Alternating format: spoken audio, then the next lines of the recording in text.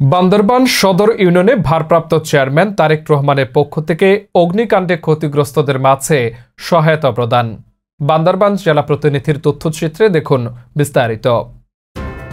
বান্দরবান সদর ইউনিয়নে ভারপ্রাপ্ত চেয়ারম্যান তারেক রহমানের পক্ষ থেকে অগ্নিকাণ্ডে ক্ষতিগ্রস্তদের মাঝে সহায়তা প্রদান ও কেন্দ্রীয় উপজাতীয় বিষয়ক সম্পাদক সাবেক সাংসদ মিসেস মেমা চিং এর নির্দেশে বান্দরবান জেলা বিএনপির আহ্বায়ক সাচিং প্রো জেরি ও সদস্য সচিব পাহাড়ি বাঙালির প্রিয় আস্থাভাজন জননেতা জাবেদ রেজার সাবেক মেয়র তত্ত্বাবধানে বান্দরবান সদর ইউনিয়নে ৮ ও ৯ নং ওয়ার্ডে ঘটে যাওয়া অগ্নিকাণ্ডে ক্ষতিগ্রস্তদের মাঝে বান্দরবান উপজেলা বিএনপির আহ্বায়ক সরোয়ার জামাল ও সদস্য সচিব বাবু চনু মং এর নেতৃত্বে সহায়তা প্রদান।